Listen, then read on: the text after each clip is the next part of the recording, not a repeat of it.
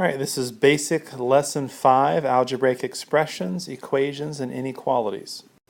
Some basic elements of algebra. If you have a large number, like this, and then there's a little tiny number up in the right-hand column, this large number is called the base, and this tiny number is called the exponent. And what that means, it's a shorthand for multiplication, it means that we're going to take this 2 and multiply it by itself 5 times. 1, 2, 3, 4, 5 twos. 2 times 2 times 2 times 2 times 2. Next we have coefficient. If you are multiplying a number times a letter, the number is called the coefficient, and the letter is called the variable. Anytime a letter is used, it's a variable. If you're multiplying that by a number, that number is called a coefficient. A number that is by itself with no variable with it, that's called a constant, because constant means never changes. A variable is a letter. It's called a variable because it varies what the value can be. And also a term. Each of these are terms that we have listed here. 2 to the 5th is a term, 3x is a term, and 8 is a term. Terms are products or quotients. That means multiplication or division. Terms are separated by addition, subtraction, and also by equal signs. So just to clarify the difference between x cubed and 3x, x cubed means x times x times x. 3x means x plus x plus x. You combine like terms, you have 3 x's. Here when you multiply x times x times x, it is x cubed. An expression is a collection of terms joined by addition, subtraction, or both. So just looking at this, x is one term, y is a separate term. When you put those two together and say x plus y, that is called an expression. This next expression, this whole thing is an expression. It's comprised of 4 terms. Negative 5x is a term, 6y is a term, z is a term, and negative 1 is a term. Evaluating an algebraic expression. Find the value of 4x cubed if x is 2. We simply replace the x value with the 2. Order of operations, you do what's in grouping symbols first. So in the grouping symbol is simply this 2. There's nothing to do. Then you are supposed to do exponents, so it's 2 to the 3rd. So that means 2 times 2 times 2, which is 8. Then you do multiplication or division, order from left to right, and we have multiplication here. So we end up with this being 32.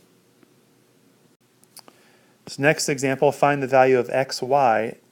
If there's nothing between 2 letters, it means multiplication. If x is 7 and y is 3. So I'm replacing the x with a 7. I'm replacing the y with a 3. We're supposed to multiply those together. 7 times 3 is 21. Like terms. 2 or more terms with the same variable having the same exponents. So in order to be like terms, the terms have to have the same variable with the same exponents. And they could have no variable at all, and they would also be like terms. When you're going to combine the like terms, you're supposed to add the coefficients. So for example, these 3 terms are like terms for the simple reason that they each have an x squared in it. So if we're going to add those together, we would add the 6, the negative 2, and the square root of 5. Or if we were going to subtract those, I mean, it depends on what the problem's asking. But here, just showing you what like terms are. And this next set, these are like terms because each term has x squared, y in it. Like terms means same variable, same exponents. So the directions for these problems would be something like combine the like terms. Well, in problem number 1, each of these three terms have x, y in it, so they are like terms. So we are to add or subtract the coefficients. So we have 4 plus 8, which is 12. 12 minus 11 is 1. So this is 1xy, or simply xy. Typically don't write a 1 if you're multiplying it. In the second example, each of these are like terms because they both have x to the 7th.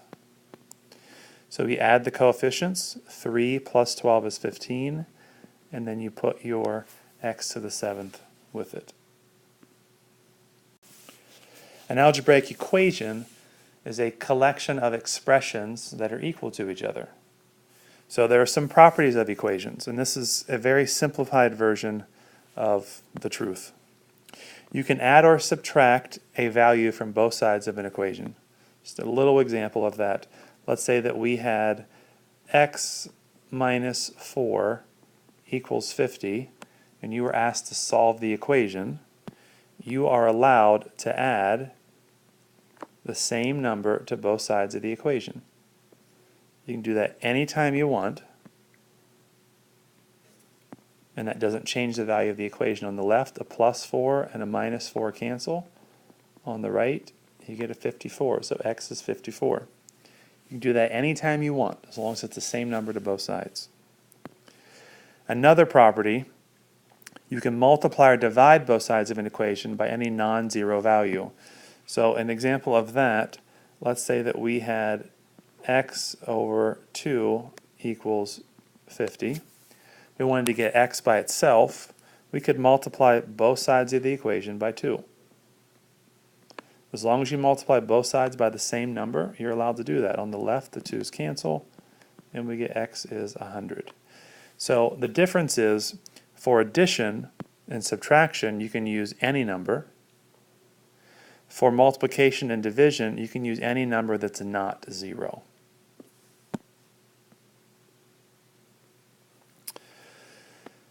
So, example, find the value of x.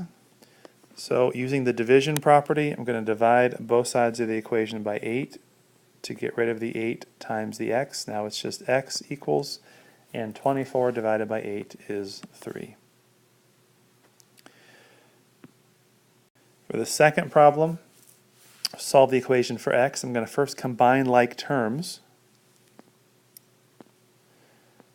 On the left side of the equation, we have a minus 14 and a plus 12. I'm going to combine those together. So I'm going to bring down the negative 7x. A minus 14 and a plus 12 is a minus 2. Trying to get x by itself, I want to get rid of this minus 2, so I'm going to add 2 to both sides of the equation. On the left side, the minus 2 and the plus 2 cancel.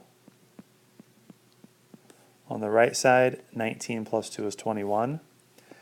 Then I'm going to divide both sides of the equation by negative 7, and I'm going to get x equals negative 3. So for problem number 2, the value of x is a negative 3. This third example, we have the sum of x and 5 divided by 3 equals 6. I want to get the x by itself, so I am going to want to get rid of this dividing by 3 here. The opposite of dividing by 3 is times 3. So I'm going to multiply the left side of the equation by 3 and the right side of the equation by 3, which I'm allowed to do anytime I want. On the left side, you're multiplying and dividing by 3, they cancel. So we're left with an x plus 5. On the right side, we have a 6 times 3, which is 18. Now I want to get rid of this plus 5, so I'm going to subtract 5 from both sides of the equation.